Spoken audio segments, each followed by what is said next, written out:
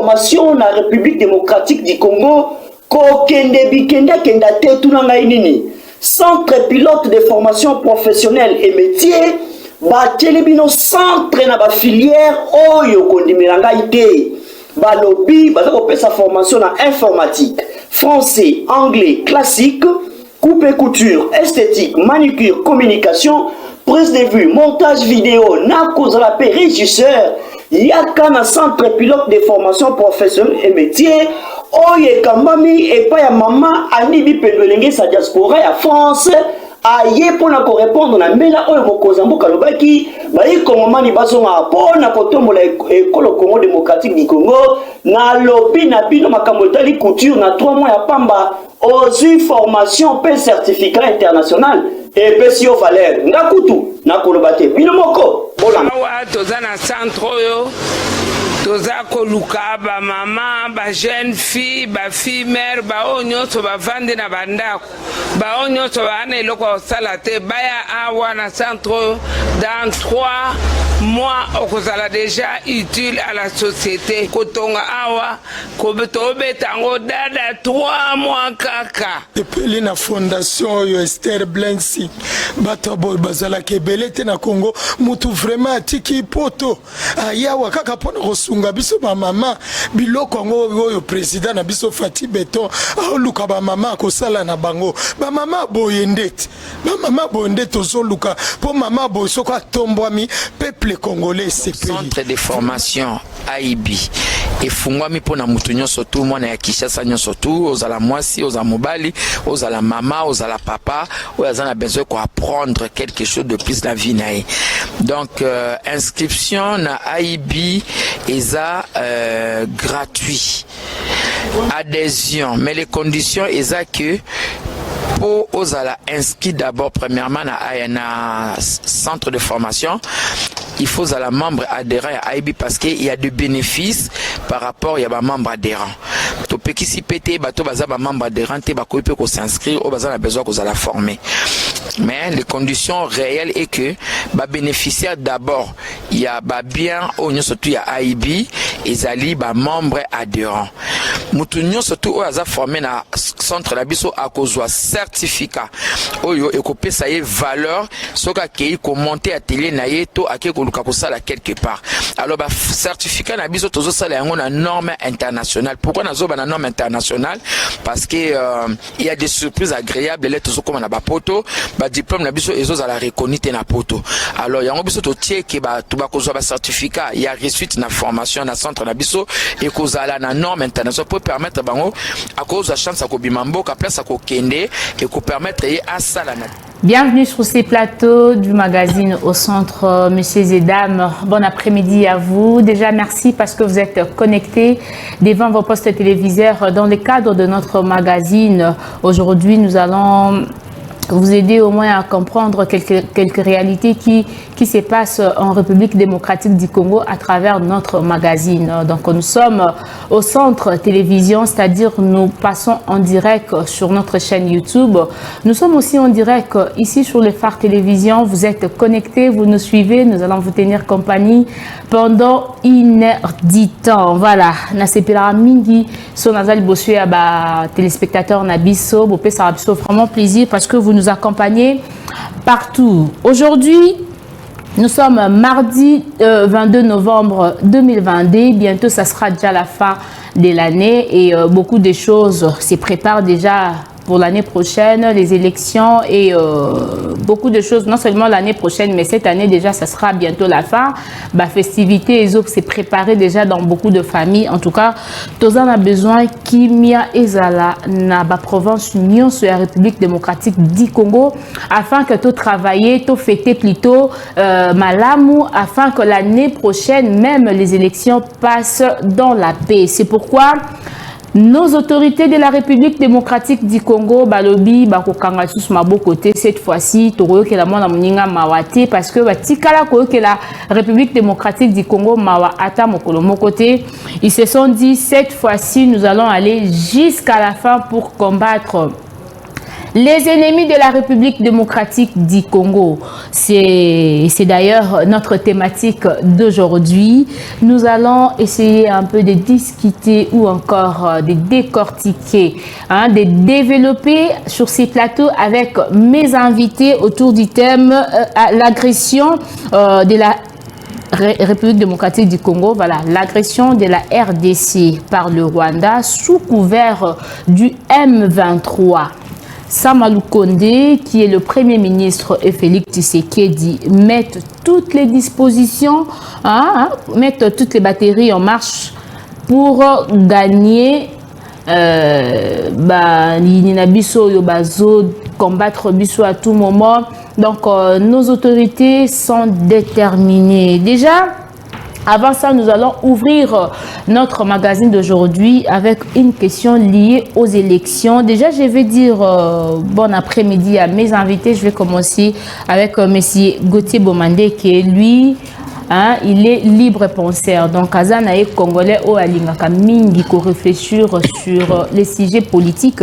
Raison pour laquelle Toyambi na plateau na biso. Bon après-midi à vous, M. Gauthier. Bon après-midi, Madame Rebecca. Bon après-midi, naba téléspectateurs Nyoso Bazo Landabiso et puis naba fidèles auditeurs et au Balandaka, le Phare TV et puis naba chaîne YouTube Nyoso Bazo opportunité Olanda émission.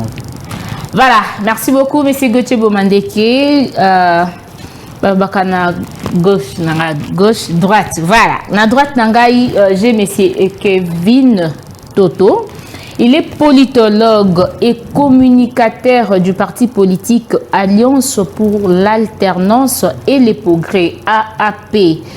Parti cher au professeur Théophile Mbemba.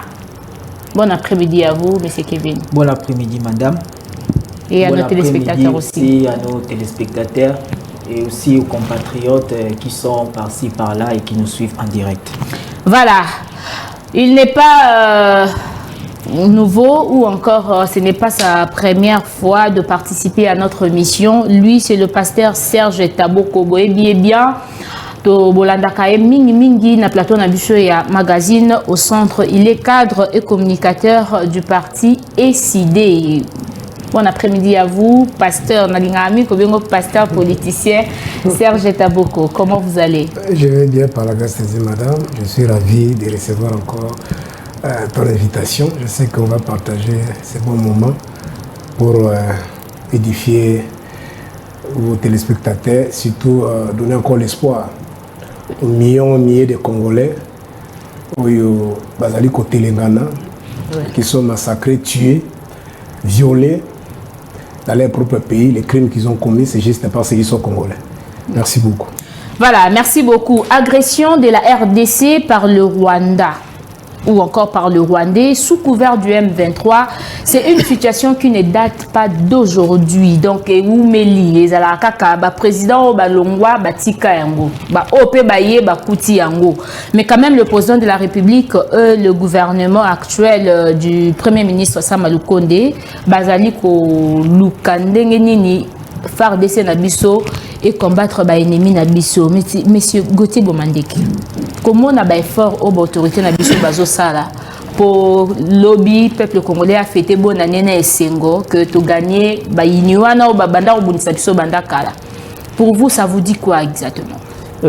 Avant d'aborder ces sujets, j'aimerais d'abord présenter mes sincères condoléances à toutes les familles éprouvées à l'est du pays et je présente aussi mes encouragements et mes soutiens à tous nos compatriotes qui sont déplacés par cette guerre barbare imposée par des forces multinationales qui veulent s'accaparer de nos richesses, mais aussi message d'encouragement aussi à nos forces armées de la République qui se battent malgré les moyens et les équipements qui sont limités. Mais ils se battent, ils montrent vraiment de quoi ils sont patriotes et de quoi ils sont républicains pour défendre la République. Donc mes encouragements vont à nos forces de sécurité et surtout aussi nos forces de renseignement qui doivent multiplier les efforts pour mettre fin à cette ère.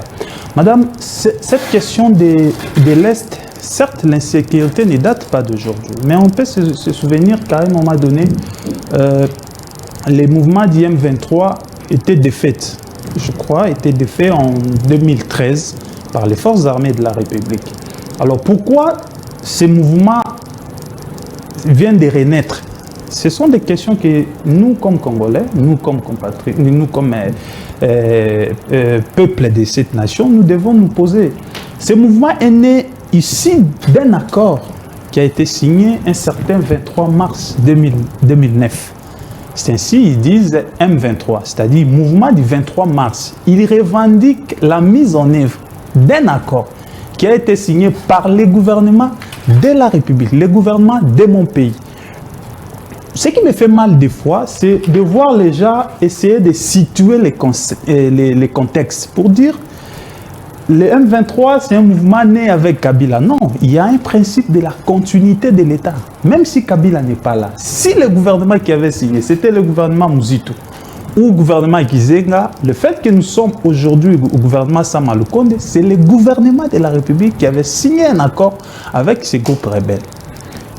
Il revendique simplement la mise en œuvre de cet accord. Le gouvernement, à un moment donné, il devrait examiner les contours de cet accord pour voir ce qui n'a pas été appliqué, pour chercher à le mettre en œuvre. Certes, le Rwanda soutient ces mouvements rebelles, mais moi je pense aussi au départ, c'est la mise en œuvre des accords. Maintenant, aujourd'hui, même si on dit il y a les processus de paix, on voit, nous écoutons tous comment la communauté internationale et les pays partenaires de la RDC, y compris même les Kenyans, aujourd'hui, qui mettent les caps vers un processus politique de négociation. Donc, c'est-à-dire le gouvernement, les appels se lancent de part et d'autre pour un dialogue avec ce mouvement rebelle. Dans ces dialogues-là, il y aura certainement des accords qui vont naître. Et ces accords vont encore souffrir de la mise en application, de la mise en œuvre.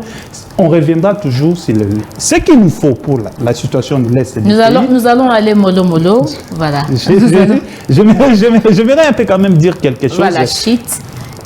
Pour ce qu'il nous première faut. pensée. Voilà. Moi, je pense, pour la situation de l'Est, moi, je pense, en tant que Congolais et à analyser la situation de nos pays depuis longtemps, il faut équiper nos forces armées. Ils sont capables. Autre chose, l'appel lancé par les chefs de l'État pour l'enrôlement des jeunes dans l'armée. C'est bien, c'est l'initiative patriotique. Mais quelles sont ces catégories de jeunes qui doivent être enrôlés? Voilà. Ça aussi, c'est une question et j'aimerais dire... Voilà, c'est pourquoi je vous ai dit, nous allons aller mollo, comme on dit. J'aimerais terminer... Idée est aussi là. D'accord. Donc, parce qu'on doit aussi donner les autres la parole.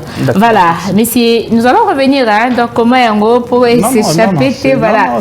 Monsieur Kevin, vous avez bien suivi...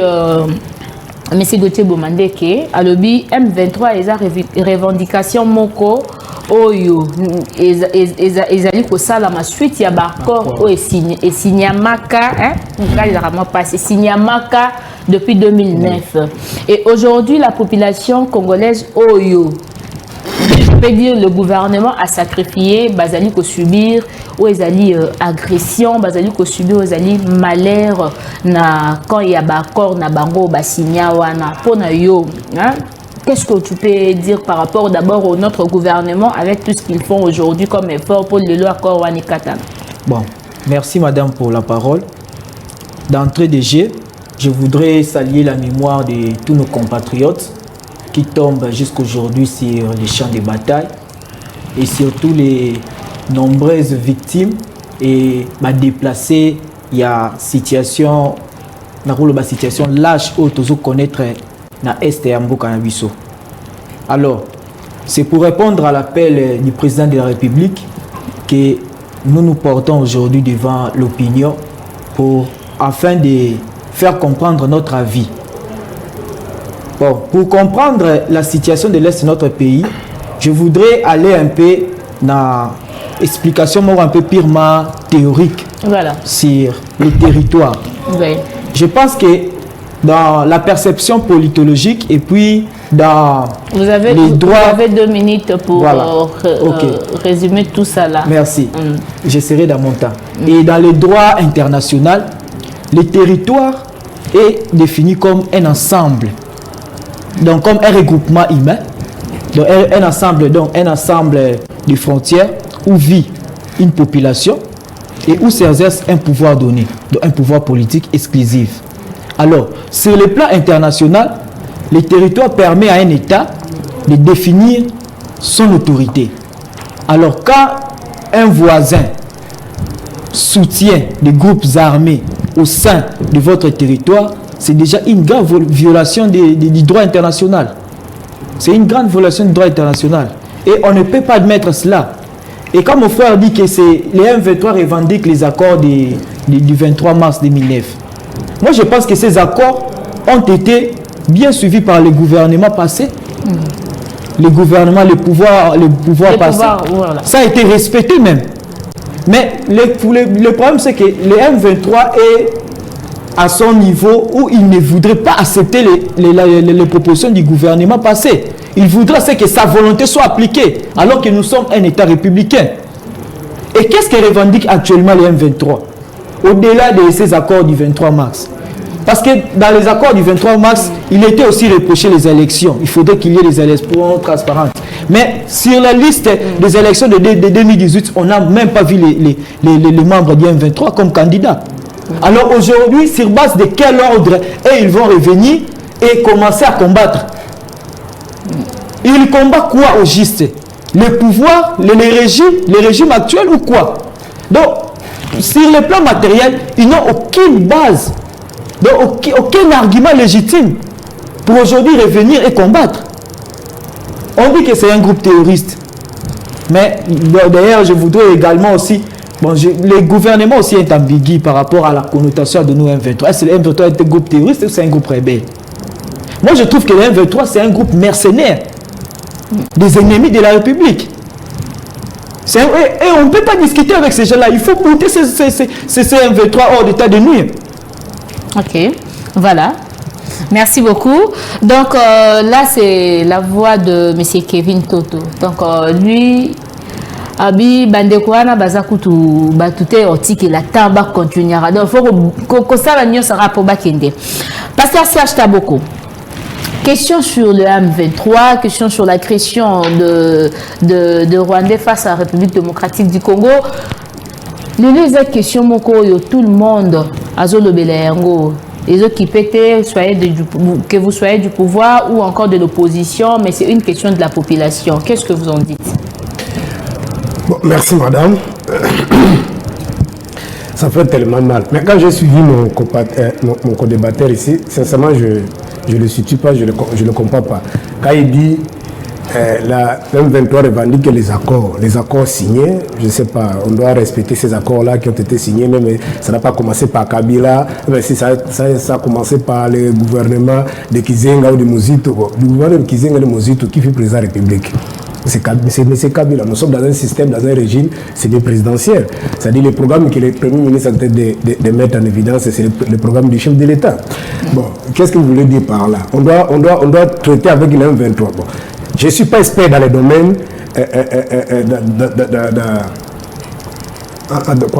dans les domaines de sécurité.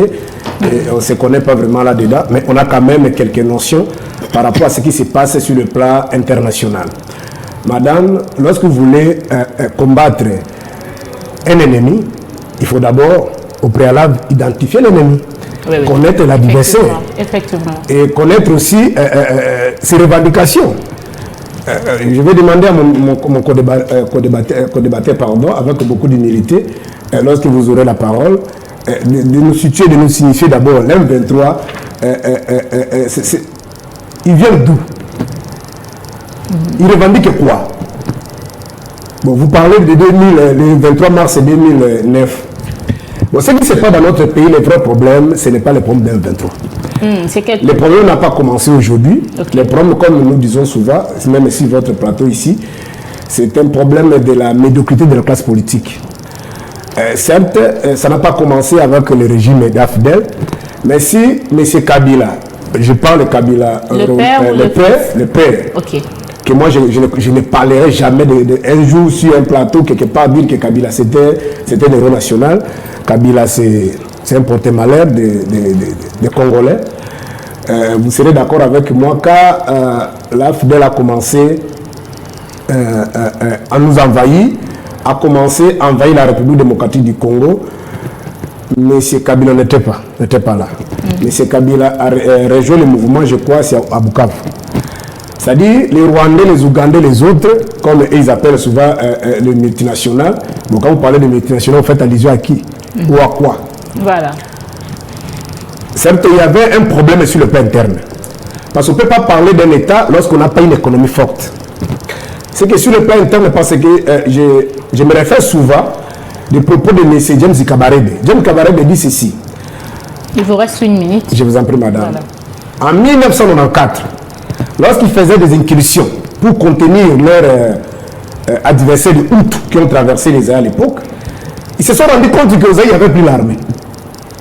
Armée comme militaire, ils étaient là, mais armée comme organisation, il n'y avait plus l'armée. C'est pourquoi ils ont eu cette intention de nous envahir. Maintenant, pour donner cette guerre la connotation congolaise, ils vont appeler maintenant, ça je ne dis pas ce qu'il a dit, mais la réalité c'est ça, ils vont inviter quelques compatriotes, entre autres Mosé et ses amis que vous connaissez. Qu'est-ce qui se passe? Le vrai problème, c'est nous les Congolais. Quand James Kabarebe dit qu'il n'y avait plus l'armée, c'est-à-dire, vous serez d'accord avec moi, dans les années 90, il n'y avait plus l'économie.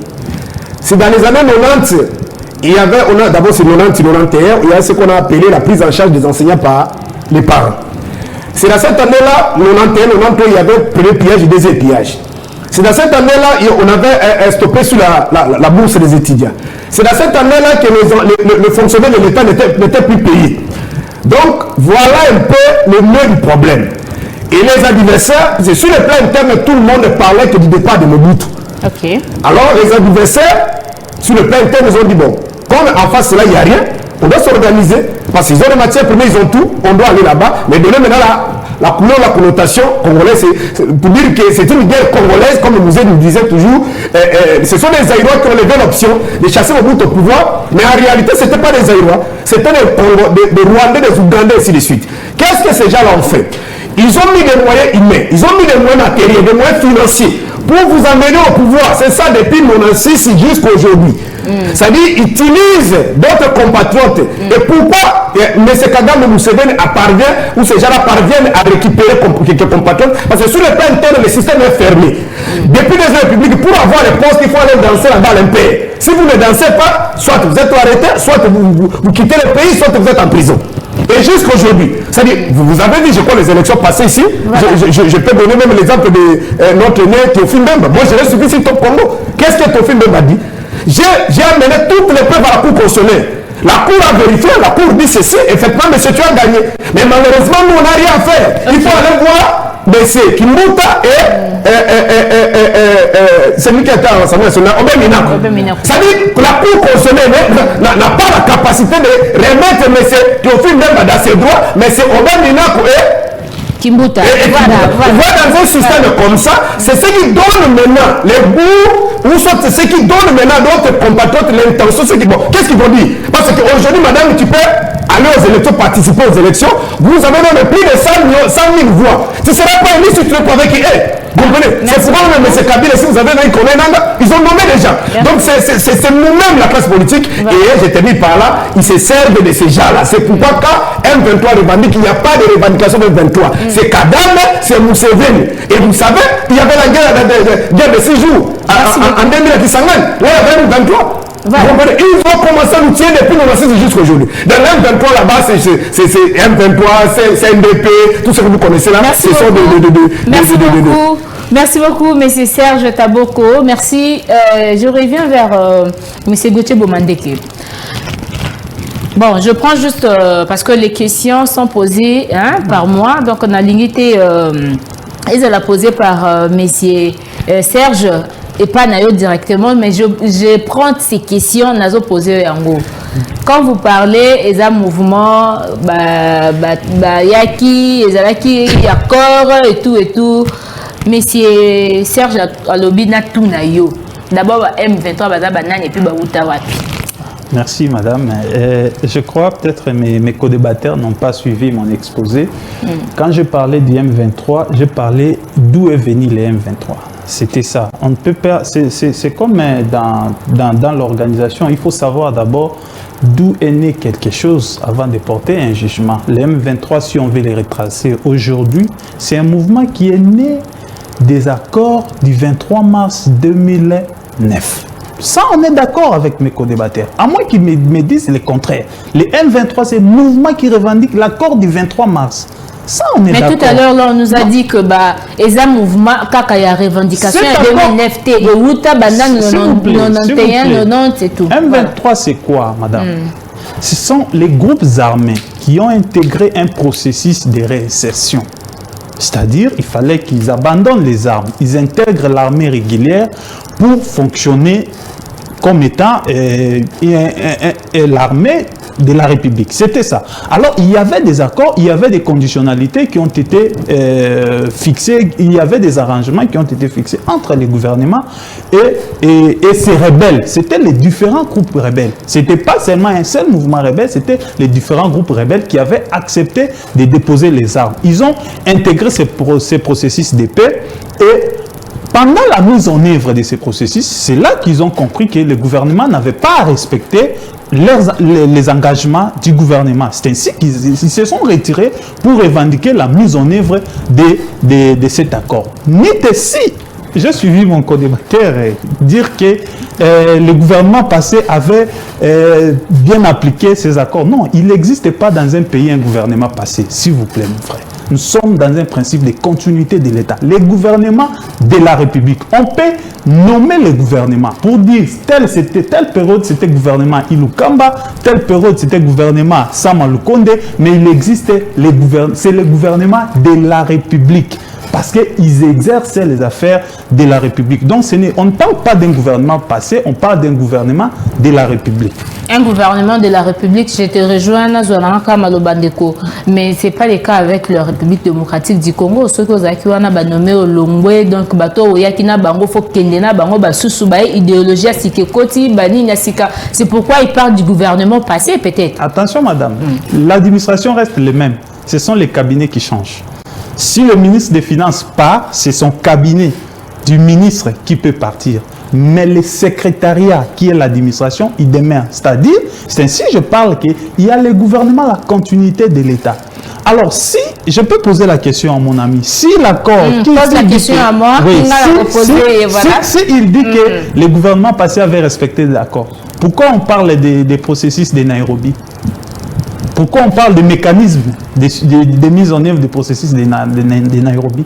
C'est parce que l'Union africaine avait décidé à un moment donné de ramener la partie congolaise et la partie M23 autour d'une table pour négocier afin que les revendications soient attendues. Et dans la plupart des recommandations, ils demandaient au gouvernement de la République de mettre en place, de respecter les accords. C'était ça. Il y avait même des comités de suivi qui ont été mis. Ainsi, nous avons un mécanisme ici, de suivi des accords, tout ça. C'est pour la mise en œuvre des sous-détents. Le problème du Congo, mon frère, quand vous dites que Mouzé, s'il vous plaît, 30 secondes. J'ai suivi. Mouzé, c'est un patriote, mon frère.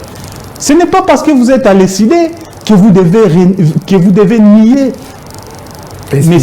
Monsieur Laurent Désiré Kabila. Mon frère, je ne partage pas votre avis. Je n'ai jamais été kabiliste et je ne serai peut-être pas jusqu'à ma mort. Mais je ne peux pas vous laisser cracher sur la mémoire de la personne que les Congolais ont considéré comme un héros. Nous avons tous vu comment la population congolaise a accueilli cet homme. Et nous avons tous vu comment la population congolaise a pleuré cet homme. Donc, un peu de respect. Si vous êtes un politicien, si vous êtes dans un pas politique, de même, je ne permettrai pas à quelqu'un de cracher sur Martin Fayoulou. De même aussi, je ne permettrai pas à votre personne de cracher sur Mouzé, sur la mémoire de Mouzé, s'il vous plaît. Par élégance pour l'histoire de mon pays. Quand vous dites que c'est James Kabaré qui a appelé Mouzé pour rejoindre son mouvement, messieurs, allez consulter l'histoire. Mouzé n'a pas commencé en 1990. Il a commencé avec Pierre Moulélé. Dans les attaques de Pierre Moulélé, Mouzé était là. Et il a mené ses attaques personnelles avant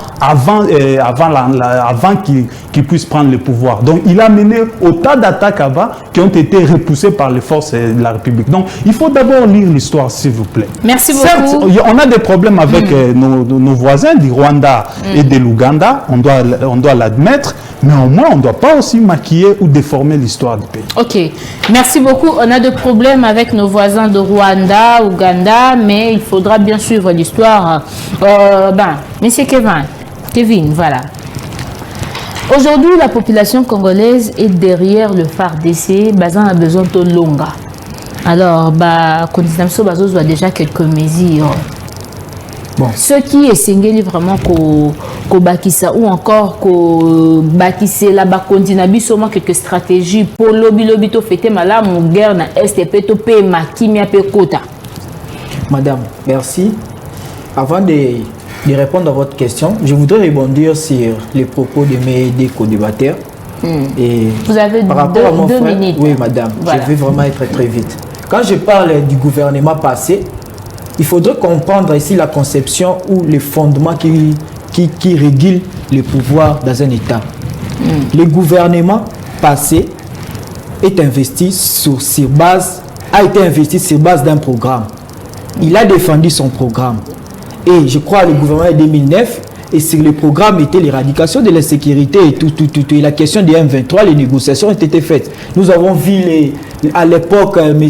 François Mwamba, qui était même les chargés, qui était les patrons de la diplomatie, qui était chargé à discuter avec les M23 en 2009, je crois 2009-2010.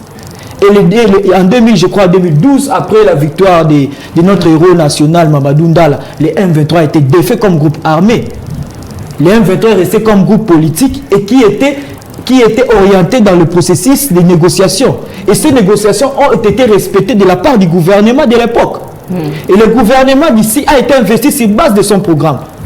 Quand il est le gouvernement, je prends, parce qu'avec M. Félix Tshisekedi, nous avons jusque-là deux gouvernements. Le premier qui s'est passé avec M. Ilunga, voilà. qui n'avait vraiment pas porté trop l'accent sur la question de la sécurité de l'Est. Mais c'est lui de M. Sama qui est venu, dès son entrée, il pose l'accent sur la sécurité de l'Est. Et nous avons vu dans les premières semaines de son investiture l'état de siège. Alors, ce gouvernement est allé en guise de faire la continuité de l'État. Je suis d'accord avec lui sur la continuité de l'État. C'est comme ça qu'ils sont partis à Nairobi. Le processus de Nairobi n'est pas un processus qui date de l'époque. C'est un processus qui a commencé avec le président de la République, qui est arrivé avec l'idée de la réinsertion, qui avait quasiment pas trop échoué, mais dont les clauses étaient presque pas trop claires avec les gouvernements passés, les pouvoirs, les régimes passés. Et M. Félix qui avait l'idée d'orienter le processus de la réinsertion, c'est comme ça qu'il a mené les groupes armés à Nairobi pour discuter. Et les M23 comme groupe politique étaient inclus dans le dialogue. Malheureusement, pendant qu'on était en train de discuter à Nairobi, les M23 a ressurgi comme groupe armé. C'est pour cela que le gouvernement de la République, le gouvernement actuel, avait suspendu la négociation avec les M23 dans le processus de Nairobi. Quand on dit les M23 a été suspendu du processus de Nairobi, ça veut dire que les M23 n'ont pas voulu respecter les clauses mises en place pour le processus de Nairobi. Il est revenu comme groupe armé alors que ce n'était pas le cas. Mais les autres groupes armés continuent à discuter avec le gouvernement au Kenya. Okay. D'ailleurs, il y a une troisième ronde qui sera cessamment ici lancée. Donc, alors, pour revenir à la question des musées Laurent Désiré Kabila, personnellement également, s'il vous plaît, madame, accordez-moi une minute. S'il vous plaît, madame, accordez-moi une minute. Je vais juste ramasser la question. Donc, pour revenir, moi, je respecte la mémoire de Musée Kabila. Musée Kabila était un héros. C'est un héros qui a défendu la cause de la nation. Et dans les circonstances dans lesquelles il s'est retrouvé, il n'avait que ça à faire. Parce que c'était une question internationale. Et vous savez, il y a des stratégies en politique, on dit, bon, je ne soutiens pas cette thèse, mais on dit tous les moyens sont bons pour arriver au pouvoir. Mais dans les circonstances de cette époque-là, Musée est arrivé au pouvoir. Qu'est-ce qu'on a fait? On a senti le nationalisme de Musée, qui a chassé tous ces gens-là qui l'avaient mené au pouvoir. C'est ça. Mais pourvu que le peuple soit sauvé. Donc quand on dit l'intérêt du peuple est la loi suprême, c'est ce que Musée a fait. Mais il a été remercié. Mais c'est fait qu'on n'a jamais été... Le problème du Congo, madame, s'il vous plaît, je vais répondre à votre question. Je vais maintenant répondre à votre... Le problème du Congo, c'est un problème d'intégration nationale et de l'articulation de la conscience nationale. Ce n'est ni un problème d'individu. Bon, c'est tout autour des individus. Mais il faudrait que tous, c'est une question qui voit l'intérêt de tout le monde. Merci et la part des responsabilités de tous les Congolais. Voilà. Si nous sommes unis, d'ailleurs, le président de la République a lancé l'appel à la mobilisation ici. Est-ce que nous voyons les signaux? Non. Et le gouvernement aussi, moi je condamne, je ne condamne pas. Je ne saurais pas trop dire le gouvernement, quand vous avez quelles sont les stratégies. Je vois le gouvernement être dans les sensationnels. Dans le sens que non, on se marche, on fait des marches, on soutient. Oui, on a besoin de ce soutien pour les FARDC. Mais concrètement, quelles sont les politiques publiques pour que ce système, pour que la mobilisation soit permanente? Dites-moi, madame, si aujourd'hui les M23 se retirent, comme on a publié dans les communiqués de Uhuru Kenyatta, les M23 se retirent. Après, il y aura mobilisation. Voilà. Et puis après 2023, 2012, il y aura encore ce genre de trucs. Donc il faudrait qu'il y ait des politiques publiques bien encadrées par rapport à répondre à la question de la mobilisation. Et je vous dis, le problème du Congo, le problème de la guerre de l'Est et de tout, au-delà de la situation économique, de nos mines et tout ça, c'est le problème de l'intégration et de la conscience nationale. Merci beaucoup. Voilà. Merci beaucoup, monsieur Kevin. Voilà, je vais donner la parole au monsieur Serge Taboko. Actuellement, la diplomatie règne.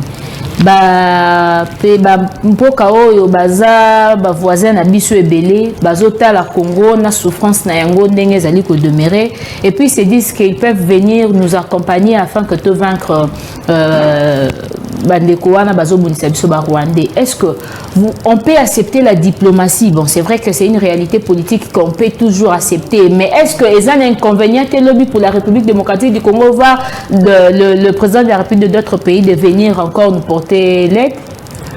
Merci madame. Je vais d'abord rebondir sur ce que les amis ont dit ici, mais il ne faut pas rester un peu figé comme nos amis qui sont au pouvoir aujourd'hui. Et quand ils parlent de diplomatie, je ne sais pas s'il faut allusion à quoi. La diplomatie, c'est juste un échange, c'est un dialogue. Et lorsque vous dialoguez, lorsque vous échangez, ce qui est important, ce sont des résultats. Comprenez? Tu peux aller négocier, parler avec quelqu'un, mais si vous n'avez pas des retombées positives pour l'intérêt de votre pays. Et vous savez, en relation internationale, ce qui compte, c'est les intérêts. Et dans les intérêts, il y a ce qu'on appelle les rapports de force. Alors, négocier avec le Kenya, l'Ouganda, vous avez suivi, l'actuel président kenyan. Voilà. Je crois ici, à l'époque, si c'est vice-président, qu'est-ce qu'il a dit? Le Congo, c'est un pays laitier où tout le monde peut aller là-bas, exploiter tout ce qu'il veut. Ce qu'il reste, c'est danser, la musique, les femmes et tout ça. Et je crois les autres ont demandé même qui s'excusent et tout ça. Avant de continuer, laisse-moi d'abord retourner d'abord par rapport à ce que les amis ont dit ici. Je ne sais pas, peut-être moi, je comprends tellement de concepts. Vous définissez un héros comment? Quelqu'un qui peut prendre les armes juste pour chasser Mobutu au pouvoir, on va tuer plus de 6 millions de Congolais. Et ce n'est pas moi qui le confirme, il y a des audios qui existent, il a dit les Tutsis rwandais ont massacré des compatriotes. Mais quand il massacrait là, lui ne connaissait pas.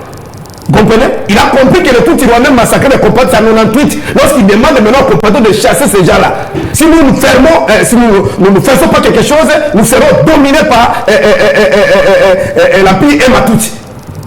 Il faut faire la différence entre le départ de la FNEL accompagné de musée, c'est-à-dire de 96 jusqu'à 98. À 98, Musée se rend compte que ces gens-là sont prêts à le tuer.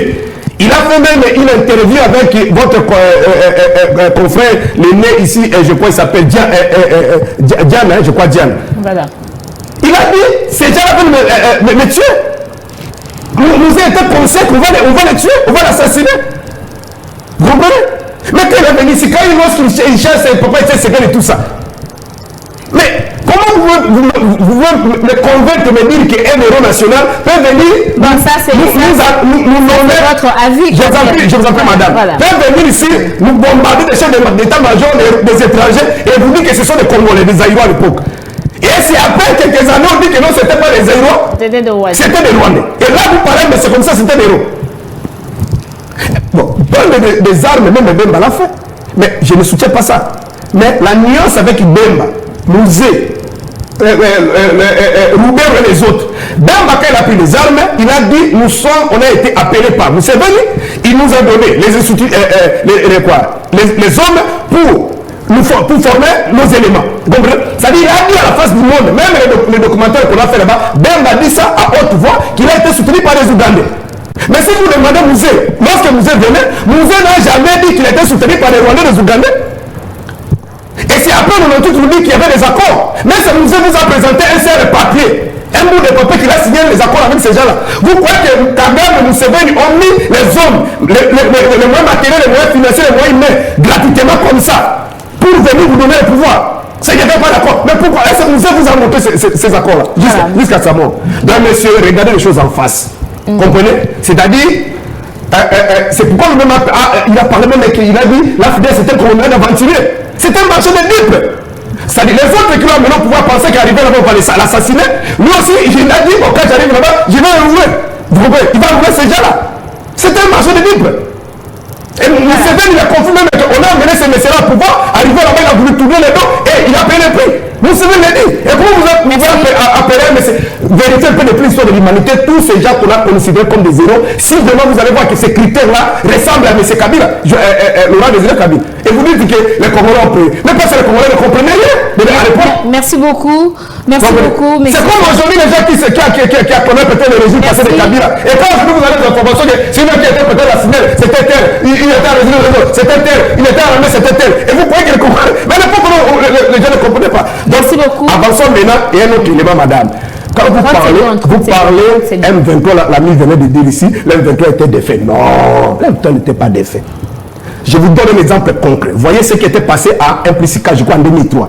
Lorsqu'on a réunifié les groupes armés. Il y avait aussi les MLC comme vous m'arrêtez. Est-ce qu'aujourd'hui, on vous apprend qu'il y a des militaires des MLC qui s'organisent quelque part? Mais lorsqu'on a des faits selon leur compréhension M23, mais il y a un groupe soutenu par Makenda qui est parti en Ouganda, un autre groupe soutenu par Rugiza, habité le Rwanda. Mais ce sont des Congolais. Ils sont partis au Rwanda. Soutenus par qui? Logés par qui? Où est un coup d'abattoir? Où est Moutebous? Merci beaucoup. Madame, je vous en prie, ce qui se passe dans notre pays, je dis, c'est notre propre responsabilité. Même ceux qui sont aujourd'hui au pouvoir, ils savaient ça. Mais ce qui me cœur, ce qui me dérange, surtout nos amis qui sont au pouvoir aujourd'hui, donner l'impression aux Congolais qu'on a compris que les Rwandais nous attaquaient aujourd'hui. Les Rwandais commencent à nous tuer depuis des années. Mais qu'est-ce qui se passe? C'est que les Congolais, les nœuds du problème, nous ne voulons pas vivre comme dans une république. Dans une république, c'est qui faire vivre une république, ce sont des lois, des textes. La loi même, c'est la constitution. Il faut respecter la constitution. Respecter le mode d'accession au pouvoir. Les Congolais, je termine par là, les Congolais ne veulent pas. Qu'est-ce qui se passe? Un groupe de gens qui s'accapare depuis 60. C'est pourquoi on a inséré ça même dans l'exposé motif de notre constitution. Voilà. Ce qui dérange le Congo, les animateurs, l'illégitimité des animateurs et les institutions. Merci beaucoup. Donc on se sert de ce pouvoir et après, moment donné, vous dites que... Merci beaucoup, monsieur Serge Taboko. Voilà, nous comprenons, hein, donc les cramons, il y aura mon costume après ça, mais on est là juste pour voilà. Voilà, monsieur Gauthier Bomandeke. Question sur la diplomatie. Est-ce qu'aujourd'hui, vous pouvez accepter l'appui des autres présidents? Il y a des pays d'Afrique. Au moment où tu as déjà souffrir, déjà dans l'accord où le Ebomissi bande qu'on a pu bien à Est. Merci madame. Je crois que dans un pasteur, un homme dédié, il faut assez calmer. Certes, la passion pour la République, ça peut nous pousser à monter, tout ça. Mais les histoires de la République, vous êtes appelés, vous êtes dans un parti politique, vous êtes cadre dans un parti politique, vous êtes appelés demain à gérer la République. Alors il ne faut pas gérer la République, discuter les histoires de la République sous les émotions. C'est ainsi que vous verrez la plupart de nos dirigeants prennent des décisions sentimentalistes parce qu'ils prennent la plupart de ces décisions sous les émotions. Alors il faut vous calmer, il faut parler calmement. crier ne peut pas résoudre un problème, mais réfléchir calmement, ça peut vous aider. S'agissant de la diplomatie, moi je pense que la diplomatie, ce n'est pas le fait que le président de la République qui prend les avions, il voyage et tout ça. Le président Zelensky, le président ukrainien, depuis que la guerre d'agression dont il est aussi victime dans son pays par la Russie a commencé, je n'ai vu en aucun moment ce président quitter son pays. Mais je vois le soutien de la communauté internationale. Et vous voyez que ça ce n'est pas une diplomatie, ça. Il a une diplomatie. Et sa diplomatie, il applique ça d'une autre manière, d'une autre façon. La diplomatie, ce n'est pas seulement le voyage. Nous avons des représentations. Que font nos représentations? Est-ce que pour parler de la diplomatie d'un État, il faut que le président de la République quitte son pays pour aller dans un autre pays et ça, vous parlez de la diplomatie? Non, la diplomatie, ce n'est pas ça. Moi, je suis d'accord avec mon frère qu'il a dit la diplomatie, ce sont les échanges. Et ce qui importe, c'est les résultats. Pour quels résultats? Si on avait une diplomatie agissante, à ce stade, toutes les nations qui ont des relations avec les Rwandais allaient commencer par sanctionner les Rwandais. Les M23, même quand si on parle que les M23 étaient défaits en 2013, c'est parce que si nous essayons de voir les choses à l'époque, il y avait des sanctionnaires qui commençaient à tomber. Les États-Unis ont suspendu leur appui financier au Rwanda. L'Union européenne a suspendu ses coopérations avec les Rwandais. Et tout ça, le Rwanda a commencé à voir qu'il y avait des retombées qui pouvaient être négatives pour son économie. C'est ainsi qu'il a retiré son soutien au M23. C'est ainsi l'armée congolaise a pris les défenses sur ces moments. Donc, on doit revoir notre façon de faire la politique, surtout au niveau de notre diplomatie. Moi, je pense que ça ne nous a pas payé. Okay. Et il est temps de faire un examen sérieux de ce qui a marché et de ce qui n'a pas marché. La solution pour la question de l'Est. La solution, voilà. La solution. Je devais même citer par là, ça devait être ma dernière question, mais comme vous avez abordé, vous pouvez continuer. Quelle solution? Le dialogue est un mode opérandis des règlements des conflits. Nous, comme les Africains, moi je pense que le gouvernement doit privilégier d'abord, d'un côté, le dialogue. Il faut dialoguer avec ces gens-là. Parce que le fait d'aller dans la confrontation, s'il vous plaît, aller dans la confrontation, pas les choses... Je vais arriver, laissez-moi terminer mon idée. D'abord, l'appel lancé par le chef de l'État d'enrôlement des jeunes, c'est une bonne initiative, mais moi je suis d'accord pour qu'il y ait que les gens de l'Est qui doivent s'enrôler, les jeunes surtout de l'Est. Pourquoi? Ces gens-là ont connu les atrocités. Ces gens-là ont perdu les membres de leur famille. Ces gens-là connaissent réellement la souffrance que les groupes rebelles sèment à leur personne. Une fois qu'ils sont armés, je crois que le M23 là va fuir les cas et même les Rwandais aura peur. Il faut former ces gens-là. Mais ils ont aussi commencé à s'enrôler. Il y a eu beaucoup de jeunes gens qui se sont enrôlés. Moi, j'ai des amis qui sont à Goma. Quand j'ai échangé, ils sont en train de faire même des porte-à-porte pour sensibiliser les jeunes. C'est une bonne chose et nous encourageons cela.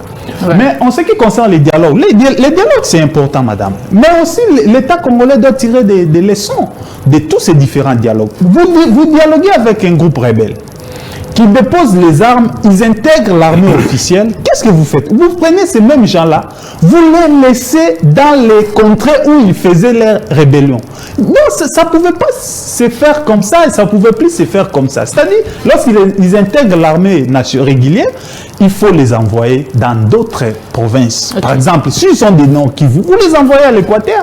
À l'Équateur, il ne peut même pas, même si l'accord n'est pas respecté, il ne peut pas se constituer en groupe rebelle à partir de l'Équateur. Mais quand vous les laissez seulement à Goma, au cas de non-respect des accords, ils se regroupent et ils se reconstituent. Et le plus grave encore, le fait qu'ils intègrent l'armée nationale, ils comprennent nos failles, ils comprennent le fonctionnement de notre système militaire. C'est ainsi, ils sont plus forts que notre armée. Et autre chose aussi, nous devons avoir une politique publique en ce qui concerne la défense. Même la communication ici, il faut nous demander d'abord, la plupart de nos généraux utilisent quel réseau? Ils utilisent RTL. RTL, si vous vous renseignez très bien, vous verrez que ça un peu, les Rwandais a une participation dans ces réseaux RTL. Alors, est-ce que ce n'est pas que le Rwanda est mieux informé sur les communications de nos généraux, de nos éléments des forces armées. Donc même notre communication, ça pose déjà un problème. Nous n'avons même pas un système de communication sécurisé pour mener à bien nos opérations. Merci beaucoup. Moi, je pense que... Voilà, merci beaucoup, M. Gauthier Bomanteki. M. Kevin, quelle solution, s'il faudra donner une solution à nos gouvernements, à notre gouvernement ou encore aux personnes qui gèrent la République démocratique du Congo actuellement, Potolonga, Guerwana, quelle solution occuper Sabango? Merci madame. Je pense que d'abord sur le plan de la diplomatie, il y a quand même des efforts qui sont en train d'être faits. Là, il faudrait les saluer. Mais nous sommes victimes. Notre pays est victime de l'hypocrisie de la communauté internationale, ou disons de l'opinion internationale. Quand je parle de l'opinion internationale, je vois les grandes puissances. Cette guerre, au-delà du Rwanda qui soutient les M23, mais le Rwanda aussi a ses parrains. Le Rwanda a ses parrains. Donc il faudrait commencer par faire une forte diplomatie, arracher le rôle que le Rwanda joue auprès de ses parrains, que nous le jouions. À l'époque, Mobutu l'a fait. Nous étions craints sur toute l'Afrique centrale. Donc c'est cette diplomatie que je conseillerais au gouvernement de mener. De permettre à ce que le Rwanda soit, donc pas réduit, mais il faudrait entrer là où le Rwanda tire ses intérêts, que nous entrons là-bas, négocier là-bas et revenir pour enfin poser. Au-delà de ça, il faudrait que nous puissions également faire notre diplomatie interne. C'est-à-dire la diplomatie avec tous nos groupes communautaires. Parce qu'il y a des groupes armés qui naissent à l'Est et qui naissent par-ci, par-là. Ils sont soit stigmatisés, non, c'est le groupe armé de telle communauté. C'est pour cela que je parle des problèmes d'intégration et d'articulation de la conscience nationale. Si vous vérifiez le porte-parole du M23, il y a un nom congolais, pourvu qu'il soit également congolais. Si c'est Willy Ngoma, c'est un Congolais. C'est un Congolais qui va courtiser avec les ennemis de la République pour combattre la République. Donc voilà pourquoi je dis il faudrait que la conscience nationale soit éveillée. Et c'est au gouvernement de mettre des mécanismes. Je sais que ce n'est pas un mécanisme à prendre aujourd'hui et directement on verra les résultats. Mais c'est un processus. Il faudrait d'abord réduire l'écart qu'il y a entre les riches et les pauvres de ces pays. Parce qu'il y a des gens qui ont assez d'abondance et il y a des gens qui croupissent à la misère là-bas. C'est ce genre de frustration qui pousse les gens à se révolter contre par-ci, par-là ou à soutenir quoi que ce soit. Et deuxièmement, il faudrait réduire les tensions communautaires qu'il y a à l'Est et qu'il y a dans toutes nos provinces. Et troisièmement, il faudrait que nous soyons un nous national. Nous n'avons qu'une seule nation. Nous n'avons pas deux. Nous n'avons qu'une seule nation. Et cette nation doit s'articuler sur un même objectif et une même aspiration et une même destinée. Si tous nous nous réunissons autour de ces idéaux, je pense que nous allons vaincre cette guerre. Voilà. Et sur le plan interne et sur le plan international. Merci beaucoup. Mais dans l'entretemps, je voudrais également s'allier. J'ai suivi dernièrement au niveau du Sénat, il y a une proposition de loi qui a été portée auprès du Sénat pour essayer d'aménager notre diplomatie sur le plan externe. C'est déjà quand même, c'est quand même une très bonne chose. Voilà. Il faudrait les saluer. Merci beaucoup. Et j'appellerai aussi les acteurs politiques à soutenir la mobilisation qu'a lancé le président de la République. Merci beaucoup. Il ne suffit pas seulement de nous entretiller, de discuter à l'interne pour critiquer, juste pour critiquer et non critiquer pour construire. Nous devons critiquer pour construire. Voilà. Nous n'avons qu'une seule nation et nous sommes attaqués. Nous devons tous être debout et défendre cette nation. Merci beaucoup, monsieur Kevin Toto. Voilà. Monsieur Serge Taboko, quelle solution donnerez-vous au gouvernement actuel afin de vaincre la situation de l'agression face à la République démocratique du Congo? Les solutions ne sont pas niées. Elles ne sont pas centaines. 2 ou 3 solutions seulement. Voilà. La première, la gestion transparente de la chose publique. Ok.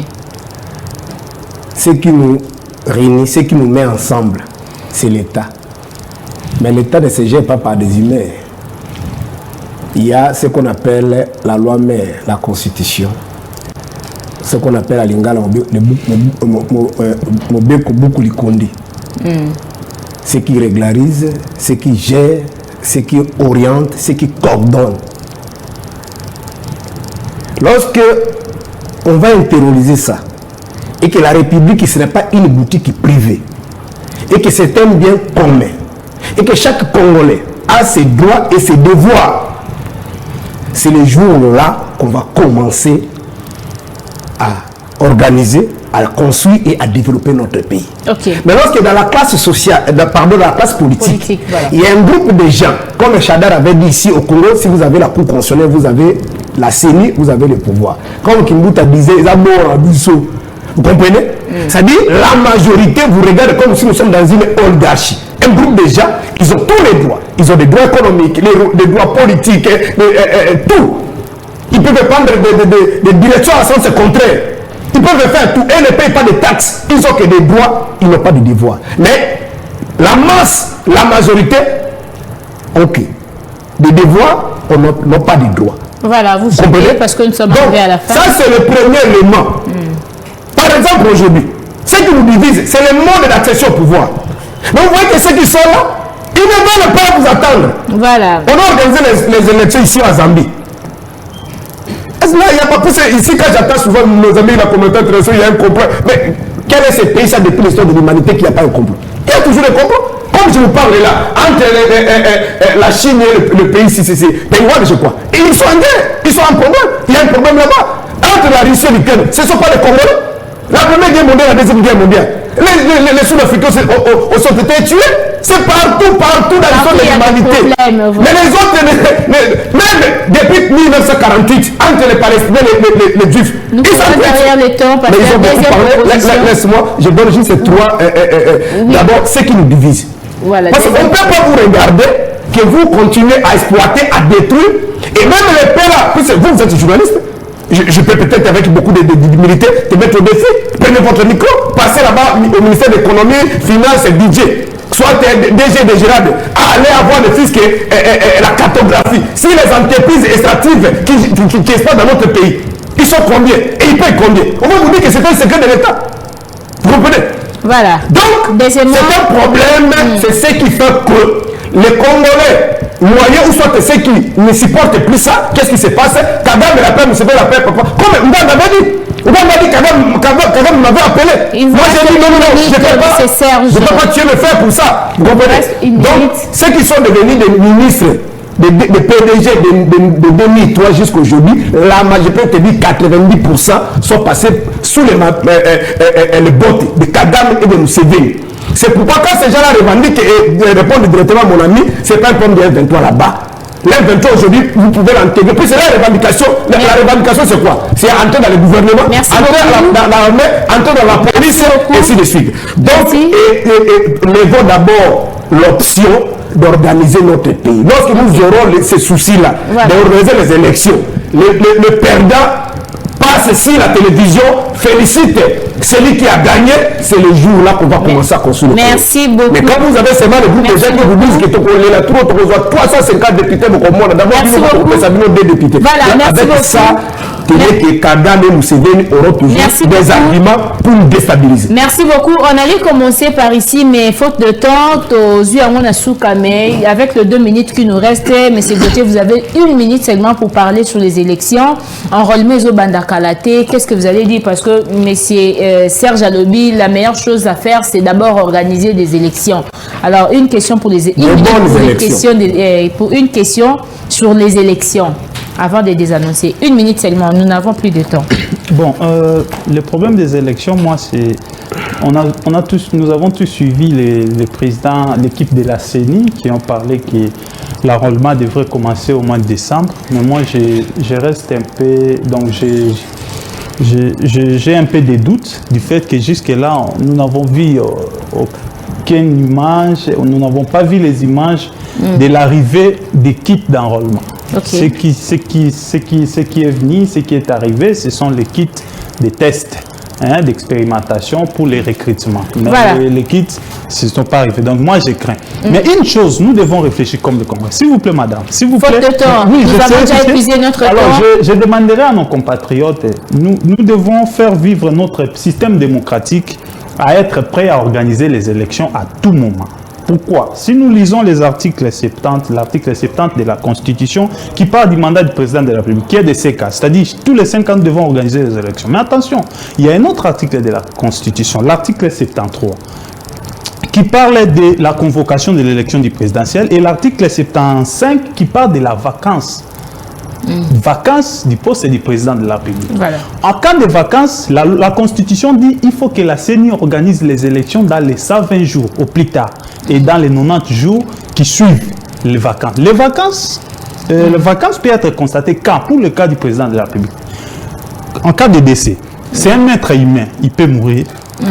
En cas de démission, il peut démissionner, il se réveille un matin, il démissionne. Voilà, je crois que nous allons aborder cette question prochainement. Faute de temps, nous allons aborder cette question prochainement parce que je sens déjà vous êtes dans le bain là d'expliquer tout ça là, mais faute de temps, on ne saura pas. Sinon, je demanderai à tous nos téléspectateurs, veuillez souffrir parce que nous sommes arrivés à la fin. Prochainement, j'aimerais vous garder encore sur mon plateau, donc si vous serez disponible. Voilà. Je voudrais lancer un message, c'est une digression. Je voudrais lancer un message au gouverneur de la ville de Kinshasa. Voilà.